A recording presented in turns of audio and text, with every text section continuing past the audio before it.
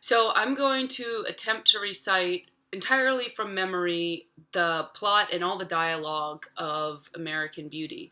So I watched this film either two or three times in my whole life. I saw it twice when I was very young. I believe the first time was at camp, or maybe, yeah, camp in when I was about 14 years old, and I didn't get it at all, although I pretended to. And then I think I made my friend Tiffany watch it, and I gave her all my interpretations and stuff, which actually were probably correct, but still, I didn't quite get it. I just kind of pretended like I did. And I think I saw it one more time as an adult. I was probably about somewhere between the ages of 18 and 20 years old, but I haven't watched it since then. But it's like one of those movies that really does stick in your mind. And I wish I had done this all before the whole Kevin Spacey thing. Not because I care about talking about a controversial person, but because I'm sure a lot of it like brought up a lot of stuff about American Beauty and how kind of stupid it is. Sorry, but like how bullshit like our society is that we worshipped a movie that's just kind of like mundane and stupid. But yeah, so anyway, I'll start now. So it begins with this giant aerial shot, and the camera's like moving through this really mundane suburban neighborhood, and we hear Lester Burnham narrating over it, and he's saying, "This is something along the lines of like, this is my life. Aren't I pathetic? But in 1 year, I'm going to be dead." And it's like, and then I don't know if this happens during. I remember the two gay guys are jogging together and they like say hi to his wife Carolyn, and then I think that voiceover is when his briefcase opens up and like all of his stuff like falls on the ground, and his wife says something along the lines of like, "Could you make us any more late?" And he's just like, it's just like the epitome of patheticness. Like this whole movie is about like male castration, about how women like ruin men's lives. So like that's what the wife represents the whole time. So then he gets in, and of course he has a daughter, not a son, and she's like, "Oh, Dad, you're pathetic."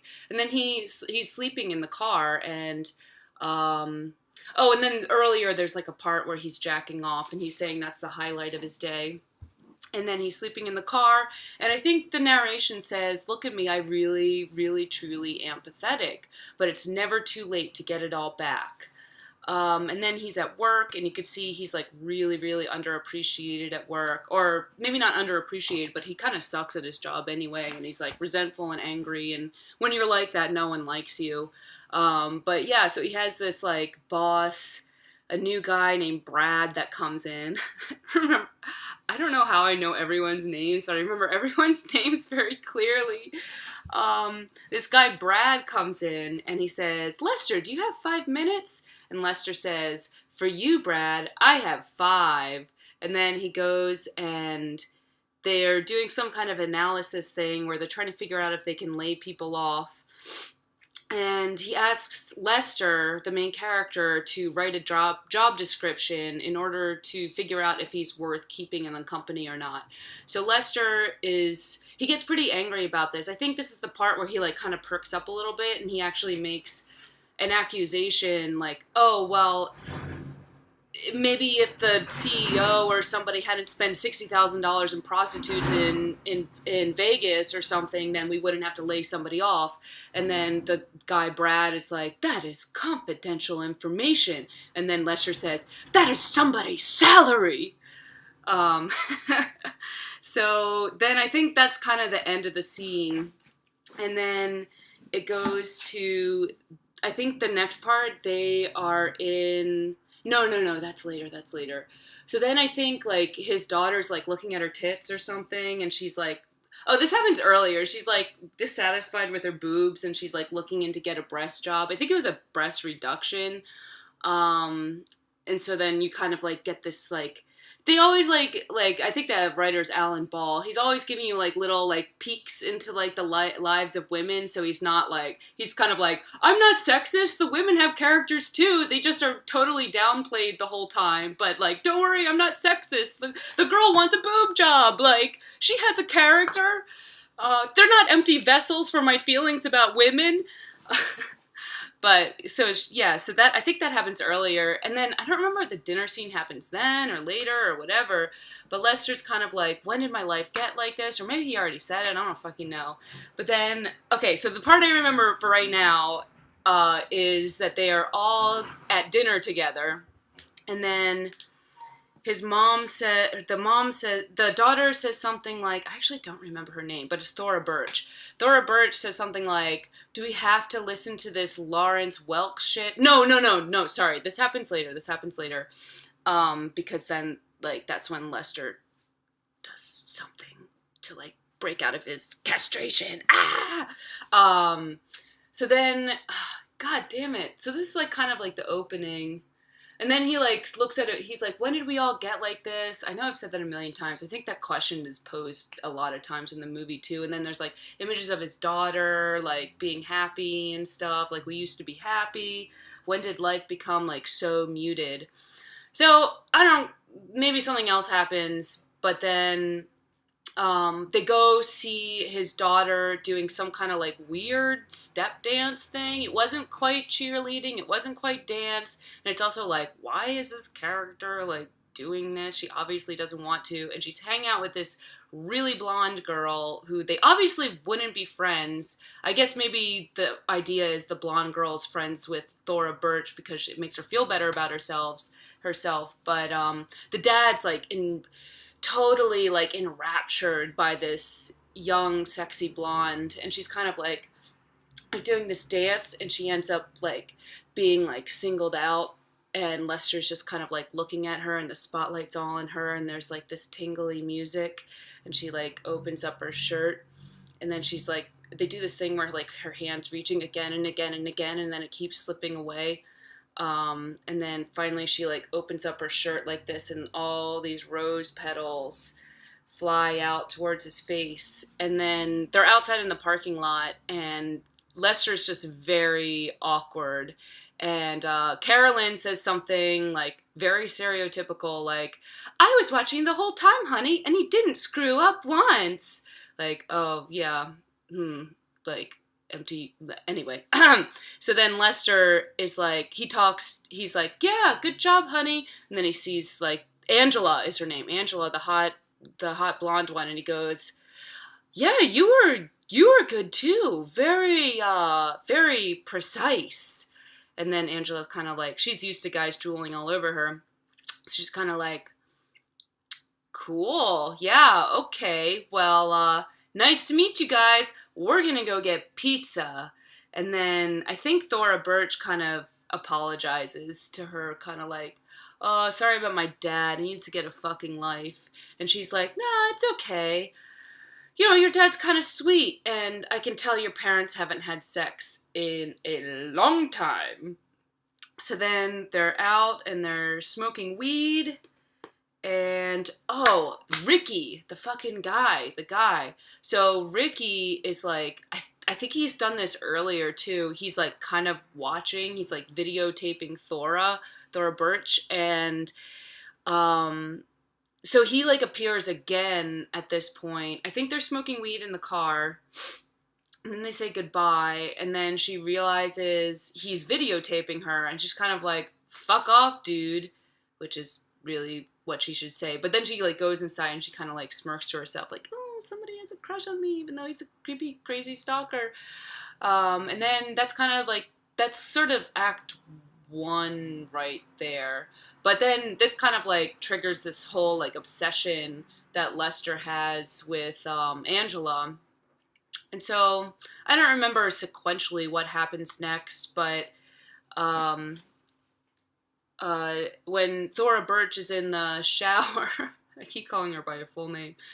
When Thora is in the shower, Lester looks up Angela's number, and he gives it a call, and then he hangs up as soon as he picks up, and then Thora Birch comes out, and she gets a call back from Angela, and Angela's kind of like, I *6-9'd it, or star 67 did, or whatever it is you do to before cell phones, and you called, and then she realized, and then Thora realizes that her dad just called Angela, like, ooh, yuck, yuck, yuck, bad, bad, bad, bad, bad. And then somehow she ends up having a sleepover there.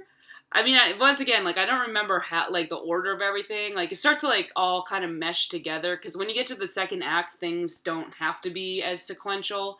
So then, like, Angela is, like, sleeping over, and Lester hears them talking, and, at one point, like, Angela goes to reach for a root beer, and her hand's, like, doing that thing where it's like you got the tingly music, and it's kind of like reaching around, and then it goes back, and reaching around and goes back, and then she gets a root beer, and she's like, he says something like, oh wait, no, that's later, never mind.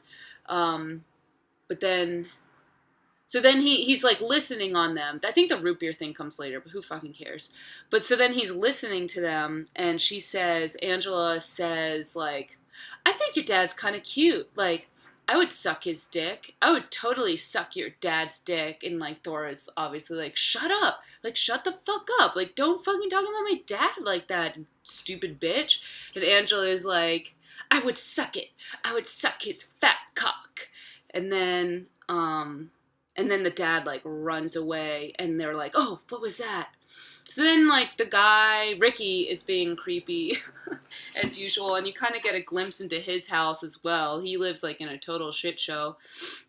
His father's, like, really, really, really controlling. I think when you first meet him, the gay neighbors, Jim and Jim, seriously, how do I remember all these people's names? Jim and Jim show up, and they just moved into the neighborhood. That's right.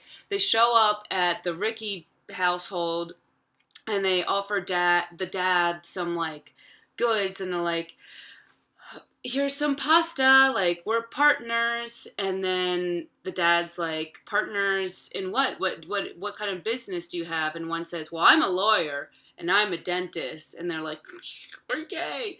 And then it cuts to Ricky being driven in the car by his dad, and the dad says something like, you know, the problem with faggots, they always have to rub it in your face like there's nothing wrong with it. And then the son says something like, well, you know what, Dad? There actually is nothing wrong with it. And then the dad's like, I think he says something like, you better not be a faggot or something, or at least it's implied. But the son's, like, doing, like, math homework or something, probably, like, talent. He sells drugs. That's, like, introduced at some point in the movie. And so he's, like, doing that, and then he gets to school, and then that's when he meets Thora Birch for the first time. So this has kind of happened before the whole videotaping thing. Or maybe no, this happens after the videotaping thing, because I think she walks up. No, first, like, Thora Birch and Angela are hanging out in the playground, which is funny because they're, like, in high school. And then, like, Angela's kind of, like, she's smoking a cigarette, like, which I don't think you were allowed to do on school property in the 90s, but maybe things were looser than I remember. But she's, like, smoking in this playground, and she's like, so, this producer guy wanted me to post for some pictures, but I had to fuck him first. So, of course I did. And then the other girl's like, yo, you're, like, a total slut. And then Angela's like, look, that's just the business, okay? Like, just because you're some naive, stupid little suburban girl and doesn't know how things go doesn't mean that I'm a slut. Like, that's just how it is if you want to be successful. And then the other girl's like, you were in Elle magazine once, and you looked fat, so you're not a big deal. And then they walk away, and then Angela says something like, some people are so jealous, or, like, something really, like, I don't know, something, like, embarrassing, cringy. And then Ricky comes over, and then Thora's kind of like, hey, why the fuck are you videotaping me? And he comes over, and he's kind of like, because you're interesting. And she's like, okay, well, stop videotaping me, but, you know, she kind of likes it, too. And he's like, yeah. And then somehow, like, they're talking. Maybe this comes before he comes over. Angela's like, this is the guy he used to wear suits every single day to school, and then one day he was just gone. She says it just like that too, like just gone. Like uh and then I think they end up like deciding they're gonna like go hang out or something. And then no, I think what happens is Ricky wants to hang out with Thora Birch, and Thora Birch is just like, okay. And then Angela's kind of like, he's totally crazy, like, don't do it. But then they go home, they go walk back to his place, and as they're walking back, uh, they go into his house. Oh, they go into his house, and he shows her these plates. He's like, I want to show you something really, really cool. And he shows her these plates, and they have this Nazi symbol on the back. And he's like, my dad is a collector of these things.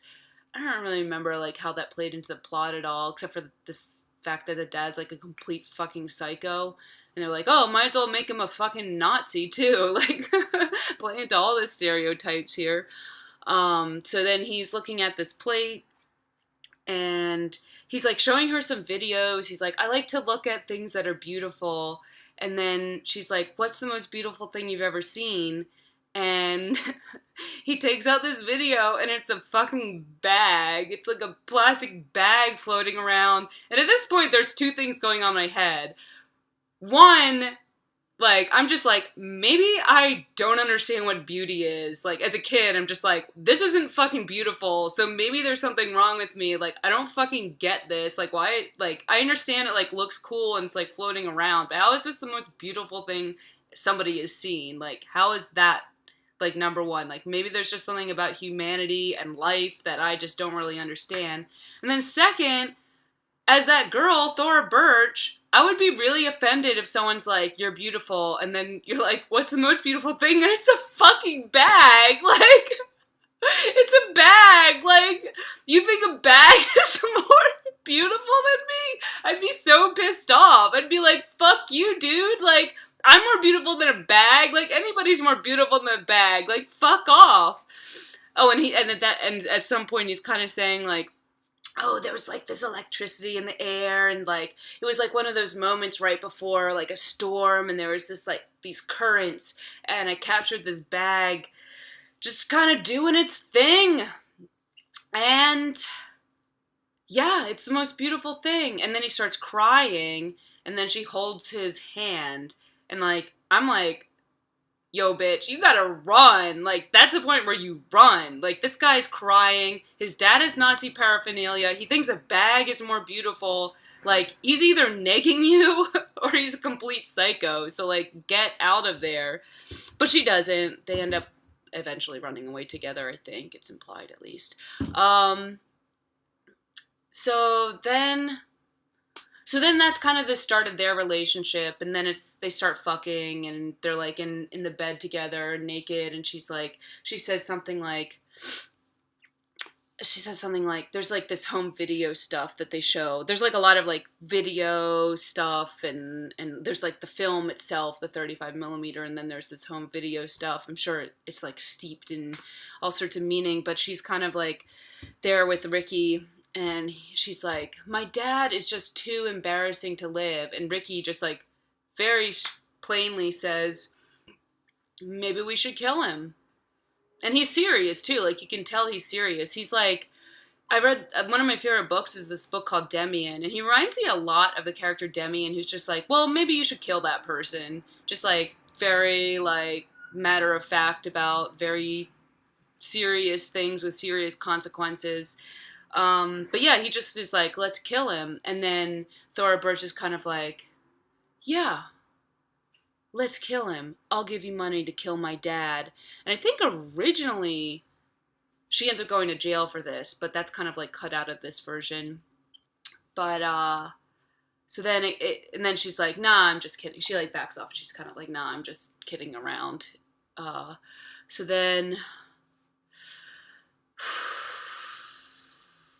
oh, so meanwhile, I'm like really focused on like Ricky and Thora right now. But meanwhile, Lester he blackmails his boss, into like, I think like giving him a lot of money or something, because he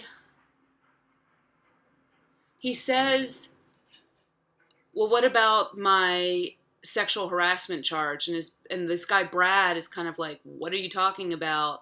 And he's like, well, how can you prove that you didn't ask me to suck your dick to oh, he's about to lose his job, and he's like, how can you prove that you didn't tell me to suck my dick in order for me to save my job, which is kind of complicated, but I think you can get it. um and the guy's kind of like, I didn't ask you to do that. And he's like, well, prove it. And so then he ends up getting like, I think like a year or so of severance. And then Lester decides that he is going to get a job. He like looks back on his childhood. Like, when is like the time when he was the happiest? And he remembers like, it was when I was in high school and I was like working at Burger King, and I was just fucking getting high, and it was the best time of my whole life. By the way, like, if the best time in your life is fucking and getting high and being in high school, then don't try to revert back to where you were. I would try to, like, move on and, like, make your life actually better. Um, that's just my personal judgment. But, so then he gets a job at a burger place, and he also threatens them, too. He's like, they're kind of like, I think you're a little old. And he's like, look, I got fast food experience. And they're like, yeah, in 1970. And he was like, what are you trying to say? I'm like, too old to work here? Because that's ageism. And then she's kind of like blackmailed into taking him on too. And then I'm going to pause this just so to make sure that I save everything.